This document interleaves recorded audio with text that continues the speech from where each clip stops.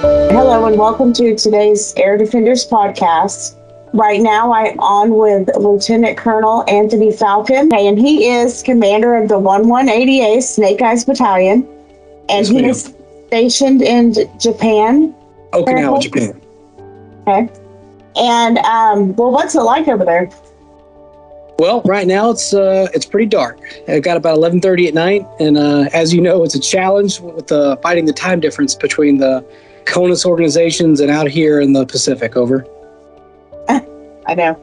So we've had some trouble getting connected here.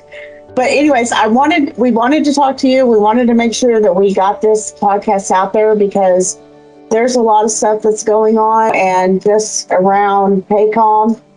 And I wanted to make sure that we captured some of that in real time because I think it's good for current events and also just historical purposes.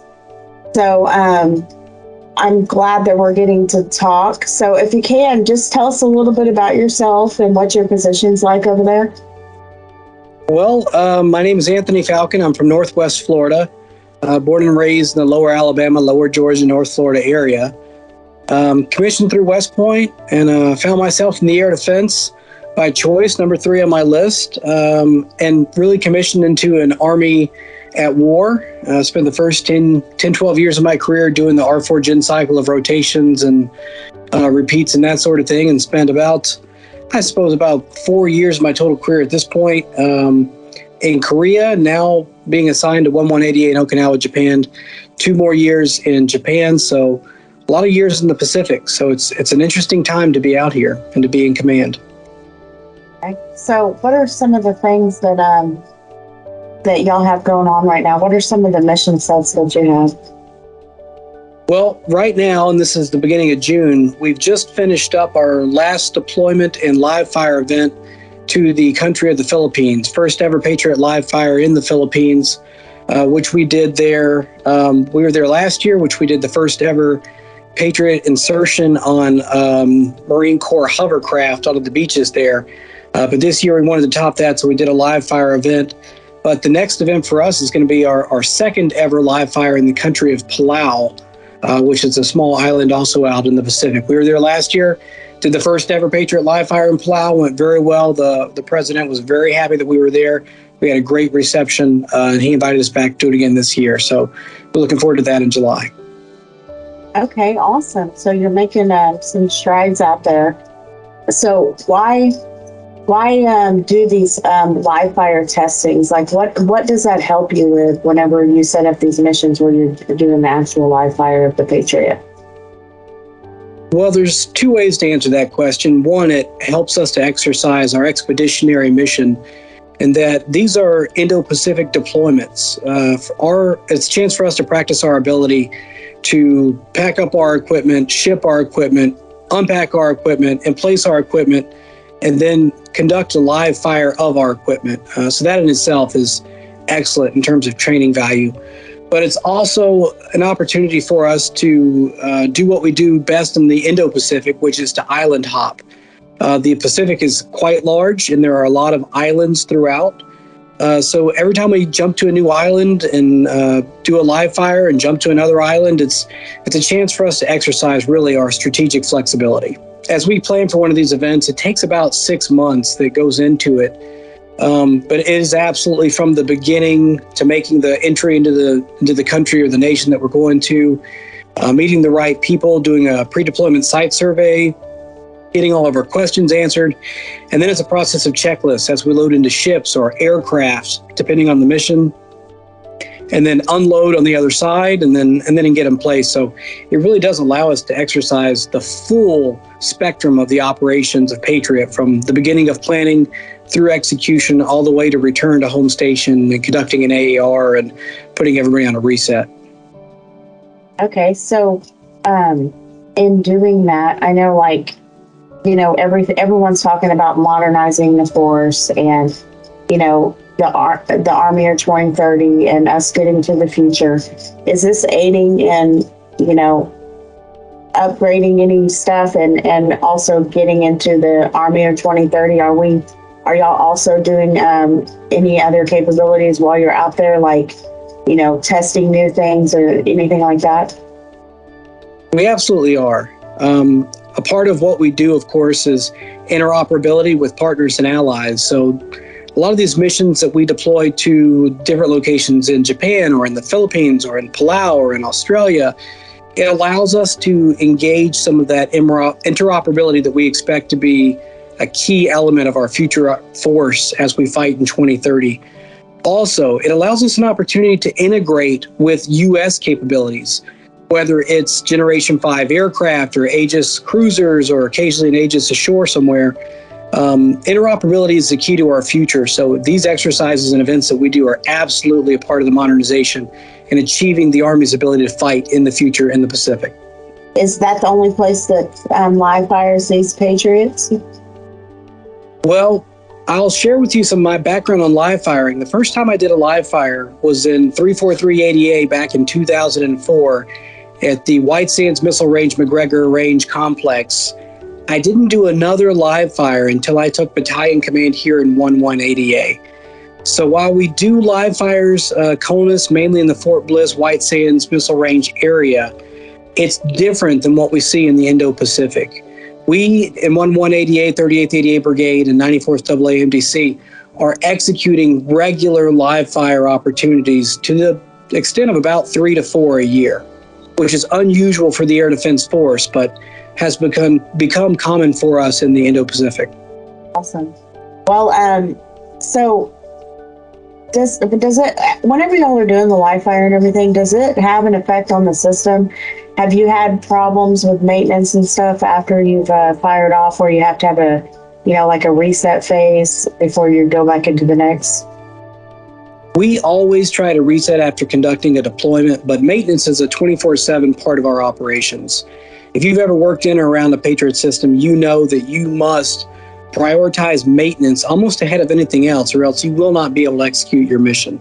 We find that to be true in the Indo-Pacific, especially because of its unique environmental factors. A lot of corrosion, a lot of salt water, a lot of rust.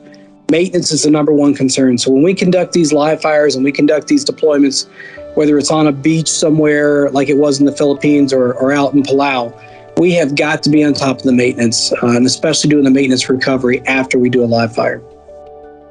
So is there something that's different about where you're at that's allowing you to do more of these missions than they are able to do here in, California or Texas or wherever they're doing that? Well, a few years back, there was a real shift towards the Pacific. And in the Pacific, I think we see a lot of competition going on amongst nations. In that regard, the allies and partners of the United States are very, very interested in doing things with us, the Air Defense Force. So I think that really outlines the difference between what you see perhaps in a CONUS environment where you're focused on training, or perhaps a CENTCOM deployment rotation, versus Indo-PACOM, where it really is a partner-rich environment of people who are bending over backwards to do things with you. And we are well enabled by our higher echelon commands, U.S. Army Pacific and others, to be able to do things with our partners and allies. So I think that makes a big difference and gives us a lot of unique opportunities that you don't necessarily find in the CONUS air defense units. Yeah, I see. So, and everything that's going on in, just that region right now, is that affecting y'all in any way? Are you having to do different things, or, just set up procedures differently? Well, there's a saying in the Indo-Pacific, and I think it probably originated out of the 8th Army in Korea. But the saying is, we fight tonight. And it's something that permeates our thoughts as we train to be ready for any mission at any time. I would say that the current environment in the Pacific sometimes can be tense. But really, it just highlights the need for readiness. And these events that we do, the live fires, the deployments, they all feed into our readiness as a battalion and our ability to execute our mission. On top of that, we do some regularly, about quarterly readiness exercises to make sure that we're able to conduct no-notice events if we were ever needed to do so. But I would agree that the environment in the Pacific that we are experiencing is one that really does impact our readiness, and it just prioritizes it higher perhaps than somewhere you might find maybe CONUS or somewhere else. Okay. And, on the lighter side of that, are you able to do some, like MWR activities? Are you able to utilize your leaders, like, in a way where they're able to have partnerships with their subordinates? And like, are there a lot of families living over there? Do you still do stuff like that? Absolutely. I grew up in a battalion where the motto was work hard, play hard. And I see that even to this day in 1180A. There's so many opportunities for us to do awesome and amazing things with the Air Force here on Kadena Air Base, where we're stationed, with the Marines that we share Okinawa with, and then other Army forces on the island. We are mostly geographical bachelors here in Okinawa because of the distance. And it's a little bit difficult for families to move out here to be a part of this team, and we understand that. But that being said, we have about 30% of our force have brought their families. So we have family readiness groups that are active and involved and going out to do things, whether it's the basketball games for the local Ryukyu Kings, or maybe it's going out to do scuba diving. Okinawa is a very unique place that apparently it's like the scuba diving capital of the world. Personally, I've taken my family out to go see whales. So I thought that was amazing. There's just tremendous opportunity out here to do fun stuff. Okay, awesome.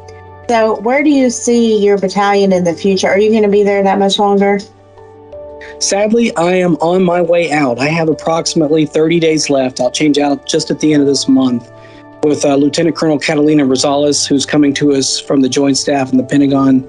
But the battalion in the future, I think, is going to continue in the same path that we've done over the last 2 years, which is a relatively high op tempo, consisting of deployments to islands throughout the Indo-Pacific. It's been beneficial to the strategic messaging, but it's also been beneficial to our readiness. It's something the soldiers really enjoy, and it's something I think empowers us as leaders to be able to go out and have a real-world impact to a strategic mission. It's a powerful thing, and truly everybody loves being a part of it. So I think one will continue to engage in success in the future. Okay, perfect. So if you were going to talk to someone who's thinking about joining the Air Defense Branch, what would you say to them?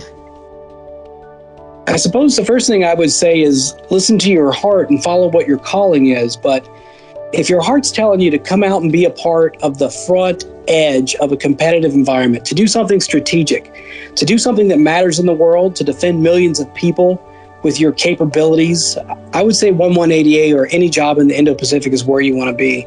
It's an uncertain world and uncertain environment, but it feels good to be a part of a winning team, and that's certainly what we do in the Snake Eyes Battalion. Well, there you have it. That was Lieutenant Colonel Anthony Falcon, commander for the 1180A, on with us speaking about PACOM in the current environment.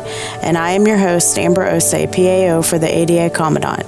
Thank you so much for tuning in to the Today's Air Defenders podcast. Until next time.